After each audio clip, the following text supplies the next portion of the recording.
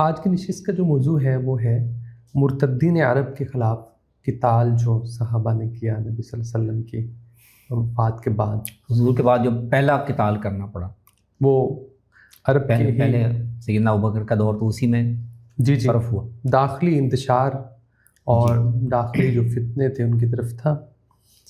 آثار اور روایات سامنے آتی ہیں اور ایسے لگتا ہے نبی صلی اللہ علیہ وسلم نے بھی ان کی طرف اشارے فرمائے تھے، آپ نے اس کی طرف توجہ دلا دی تھی کہ ایسے لوگ آ سکتے ہیں اور آئیں گے۔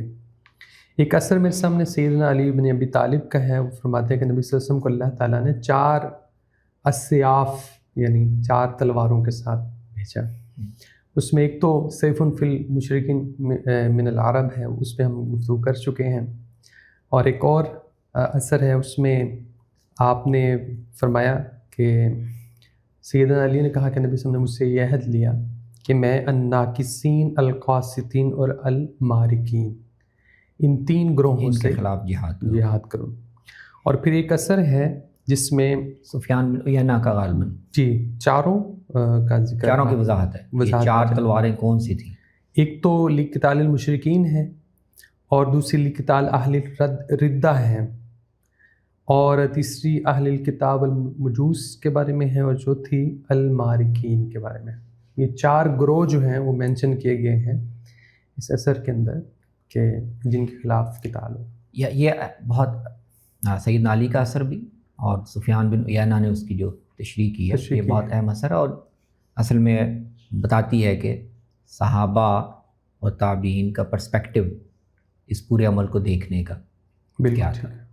اس میں ایک تو بڑی اہم بات یہ ہے کہ اصل میں یہ حضور صلی اللہ علیہ وسلم ہی کو دی گئی 4 تلواریں، بالکل ٹھیک، بالکل ٹھیک، یعنی صحابہ نے جو کچھ بھی کیا اصل میں اسی ذمہ داری کا تسلسل ہے اور حضور ہی کو دیے گئے کام کو وہ انجام دے رہے۔ بالکل ٹھیک۔ اب ایک تلوار تو حضور نے خود استعمال فرمائی، یعنی آپ کے دور میں مشرکین عرب کو سبڈیو کر دیا گیا اور وہ طوعاً کرہن اسلام میں داخل ہو گئے، لیکن آپ کے بعد پھر وہی گروہ، وہی امت جس کو یہ دین کی ذمہ داری دی گئی تھی، وہ اس کا ایک بہت بڑا حصہ پلٹ گیا۔ بالکل صحیح۔ تو صحابہ کو پہلا کام تو یہ کرنا پڑا کہ اس کو واپس واپس آنا پڑا، تو یہ اہل الردہ ہے۔ بالکل ٹھیک۔ دوسری تلوار تو صحابہ نے یہاں استعمال کی۔ تیسری تلوار جو 2 بڑی سلطنتیں تھیں فارس اور روم کی، ایک مجوسی تھے، ایک اہل کتاب تھے، تو ان کے خلاف قتال قرآن کا حکم تھا، اور نبی صلی اللہ علیہ وسلم کی بشارتیں اور وعدے بھی تھے پتہ کہ وہ آپ نے کیا۔